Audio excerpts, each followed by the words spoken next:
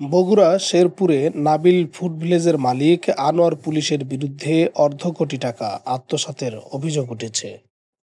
অভিযোগ সূত্রে জানা যায়, শেরপুর উপজেলার সীমাবাড়ি ইউনিয়নের ধনকন্ডি এলাকার মৃত সোলাইমান আলী শেখের ছেলে আনোয়ার পুলিশের বিরুদ্ধে অর্ধ কোটি টাকা আত্মসাতের অভিযোগ করেছেন গাইবান্ধা জেলার সুন্দরগঞ্জ থানার পরান এলাকার জাহাঙ্গীর মিয়া নামের এক ব্যক্তি।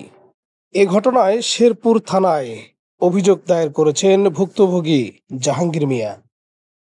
অভিযোগ সূত্রে আরও জানা যায় যে, জাহাঙ্গীর মিয়া পূর্ব হইতে ধনকুন্ডি এলাকায় থাকার সুবাদে আনোয়ার পুলিশের সাথে পরিচয় হয় এবং দুইজনের মধ্যে বিশ্বস্ততা সৃষ্টি হওয়ার সুবাদে আনোয়ার পুলিশের ধনকুন্ডি এলাকায় হাইওয়ে রাস্তার পাশে নিম্ন তফসিলে বর্ণিত জমিতে ভবন নির্মাণ করে হোটেল ব্যবসার জন্য উভয়ে ৩০০ টাকা দামের নন জুডিশিয়াল স্ট্যাম্পে চুক্তিবদ্ধ হয়।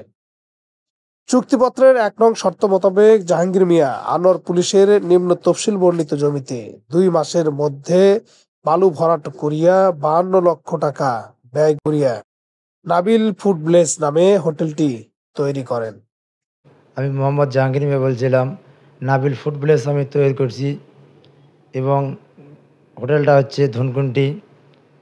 সে হোটেলটা করার পথে মোহাম্মদ আনোয়ার মিয়ার জায়গার ভিতরে আমি হোটেলটা তৈরি করছিলাম। ৪৫ মাসে খায়া হোটেলটা শোধ করার পরে আমি হোটেলটা খরচ করছি ৫৫ লক্ষ টাকা।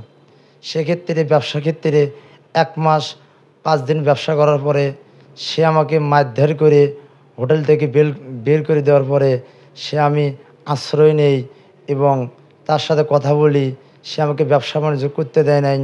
তখন আমি উনিকে প্রস্তাব দিলাম, ভাই আমি এত টাকা খরচ করলাম ৫৫ লক্ষ টাকা, আমার কি অপরাধ, কেন আমাকে ব্যবসা করে দিচ্ছেন না? তখন উনি মোহাম্মদ আনোয়ার মিয়া, উনি একটা পুলিশের চাকরি করে, রাজারবাগ পুলিশ লাইন, পুলিশের উনি একটা কনস্টেবল। এ বিষয়ে আনোয়ার পুলিশের সাথে যোগাযোগ করতে না পেরে তার ছোট ভাই ফজলুল হকের সঙ্গে কথা হলে তিনি বলেন, হোটেলটি জাহাঙ্গীর মিয়া পরিচালনা করতেছিলেন, কিন্তু টাকার অভাবে পরিচালনা করতে না পারায় আপস মীমাংসার মধ্যেই হোটেলটি ছেড়ে দিয়েছেন জাহাঙ্গীর মিয়া। জাহাঙ্গীর এখানে আসার পরে আনোয়ার মিয়া, অর্থাৎ পুলিশের চাকরি করে, কনস্টেবল, উনি জাহাঙ্গীরে যেভাবে হোক প্রলোভন দেওয়ার পরে জাহাঙ্গীর দেখলো যে মানুষের দুয়ারে আমি কতদিন কাজ করবো।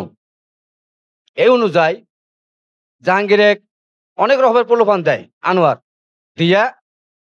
জাহাঙ্গীর বলে যে তুমি টাকা পয়সা নিয়ে আসো, এই জায়গাটা আমার খালি পড়ে আছে, যেভাবে হোক জায়গাটা একটু উন্নত করার চেষ্টা করো। জাহাঙ্গীর তার দেশের বাড়ি গাইবান্ধা, বাড়িতে চলে যায়। যাওয়ার পরে তার বাবার কিছু জমি আছে, মায়ের কিছু জমি আছে, এগুলো বিক্রি করে। আর জাহাঙ্গীরের বইয়ের কিছু গহনা ছিল, সেগুলো বিক্রি করছে। মোট মাঠে ৩৫ লক্ষ টাকা আমার সামনে, ৩৫ লক্ষ টাকা আমার সামনে জাহাঙ্গীর গুনে দেয় আনোয়ারের হাতে। দেওয়ার পরে যেগুলো দোকান, ডিম বেচা বা এই গামছার দোকান, পানের দোকান, এগুলো থেকে ১.৫ লক্ষ টাকা, ২ লক্ষ টাকা, এরকম টাকা নেয় আনোয়ার। নিয়ে এই টাকাগুলো আনোয়ারের কাছে রাখে। আর জাহাঙ্গীর যখন বলে যে টাকাগুলো আমাকে দেন, আমার তো কিছু কাজ আছে, হাত খরচ আছে, আনোয়ার বলে এগুলো টাকা তুমি আমার কাছে নিশ্চিন্তে রাখো, কোনো সমস্যা নাই, কোনো টেনশন নাই। এই বলে ওর কাছ থেকে ৬০ লক্ষ টাকা নেয়।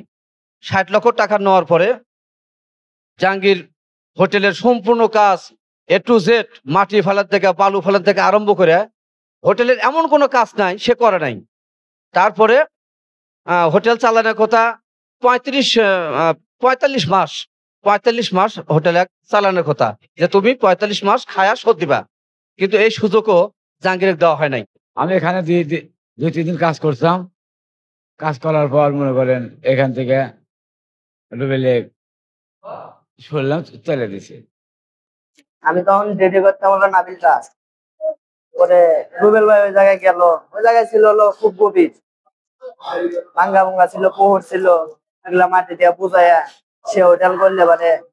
তার সাথে কথাবার্তা কইছি, পরিচয় হয়েছে, বলে পারে সে আমার কাজ ভালো দেখে কাজে নিছে।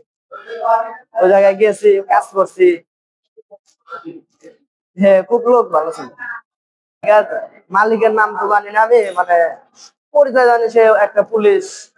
আর ভাই আর ভাইয়ের নাম হলো ফজলু। আর ভাইকে আমি ভালো করেছি। আর ভাইয়ের হলো নাবিল দাস হোটেল, আর হ্যার হলো নাবিল ফুড প্লেস।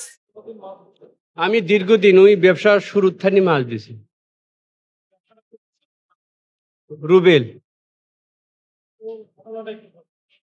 ওই হোস্টেলটা নেওয়ার পর হোস্টেল চালায়, কিন্তু মাছ আমি অনেক দিছি, কিন্তু বিল দিতে পারে না। আমার কয়েক হাজার টাকা বিল দেওয়ার পরে 1,10,20,000 টাকা এখনো রুবেলের থানা আমি পাই। ওইটা আমি জানি না, হয়তো রাত্রে বাই করে দিছে, এটাই জানি। কিন্তু হোটেল ওই চালাইছে, মাছ আমি দিছি, 2 টাকা দেয় নাই আমার। জাগা মালিক ওই এক পুলিশ।